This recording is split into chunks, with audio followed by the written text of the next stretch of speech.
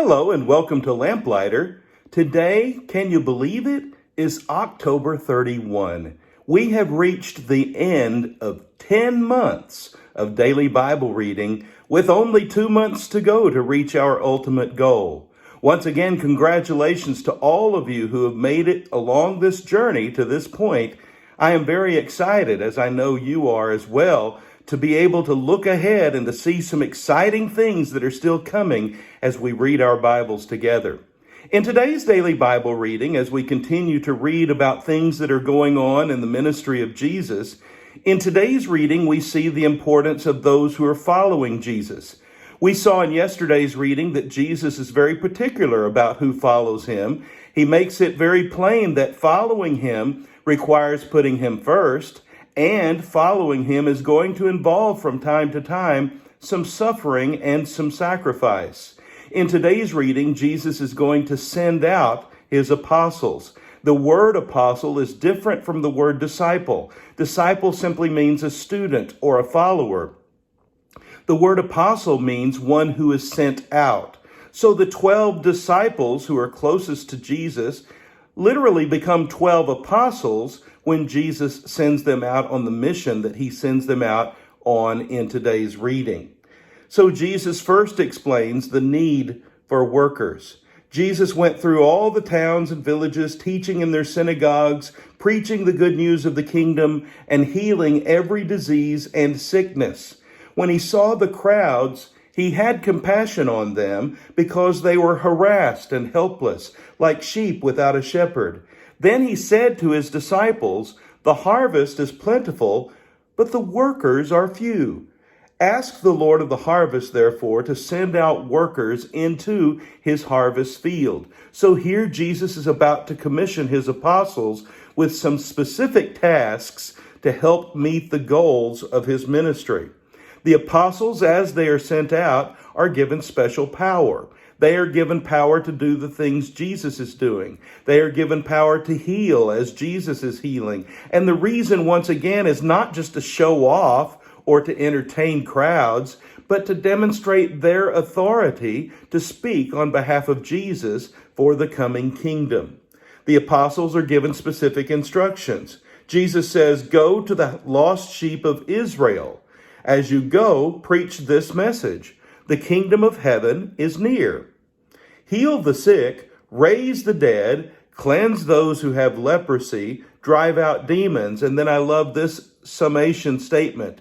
"Freely you have received, freely give." Jesus says, I have given you some abilities. I have given you a heart for ministry. And now I'm asking you to take what I've given you and share it with those around you.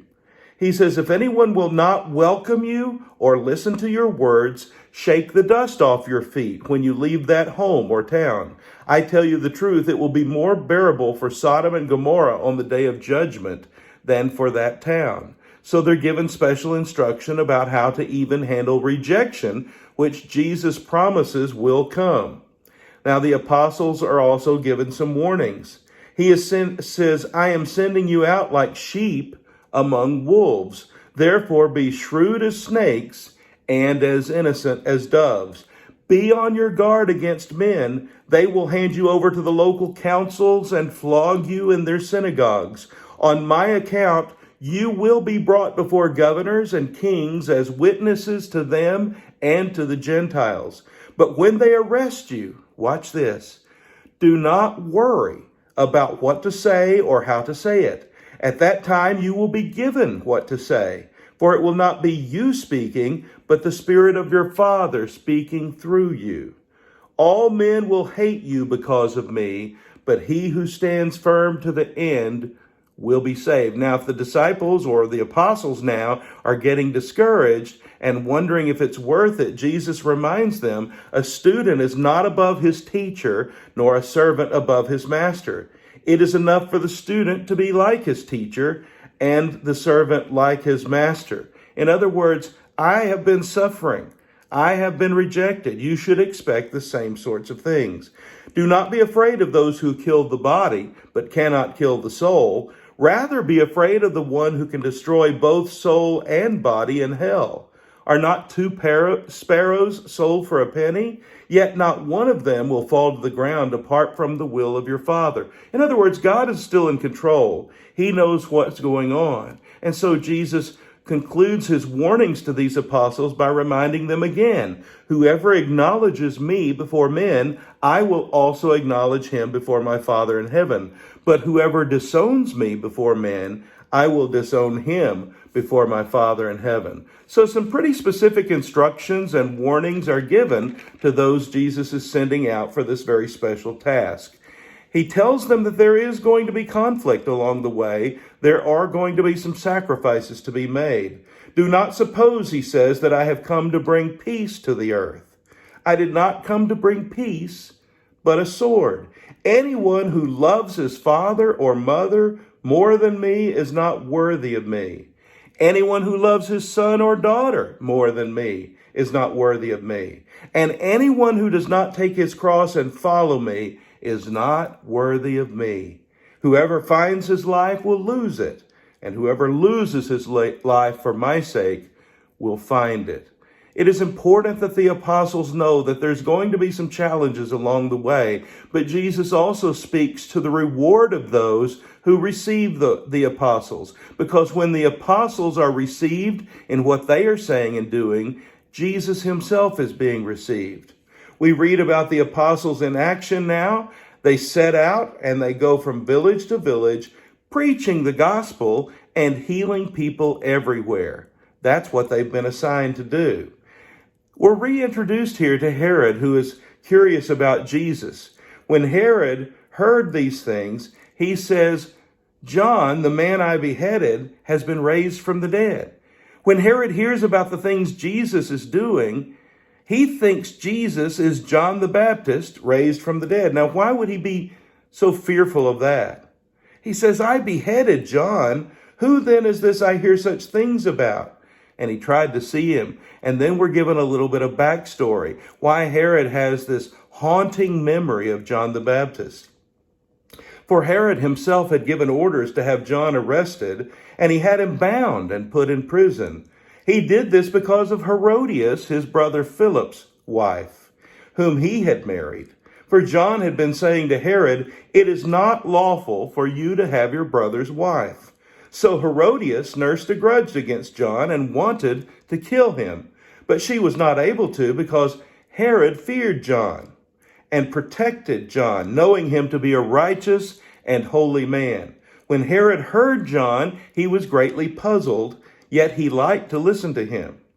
Finally, the opportune time came on his birthday. Herod gave a banquet for his high officials and military commanders and the leading men of Galilee. When the daughter of Herodias came in and danced, she pleased Herod and his dinner guests. And the king said to the girl, ask me for anything you want, and I'll give it to you. And he promised her with an oath, whatever you ask, I will give you up to half my kingdom. She went out and said to her mother, what shall I ask for? The head of John the Baptist, she answered. At once the girl returned to the king with the request, I want you to give me right now the head of John the Baptist on a platter. The king was greatly distressed, but because of his oaths and his dinner guests, he did not want to refuse her. So he immediately sent an executioner with orders to bring John's head. The man went, beheaded John in the prison, and brought back his head on a platter. He presented it to the girl, and she gave it to her mother. John's disciples then came and took his body and buried it. No wonder Herod is haunted. He gives in to the silly request of his wife's daughter just because she pleased him with a dance, just because he had too much pride to be embarrassed in front of all those who had gathered there. No wonder the memory of John the Baptist haunts him.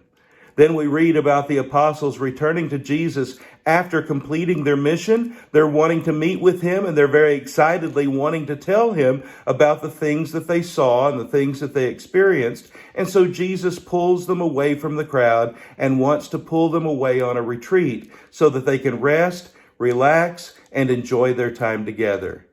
Jesus continues to wow the crowds with his amazing power. Isn't it great to be a lamplighter? His word is a lamp to our feet and a light to our path. I hope you have a blessed day.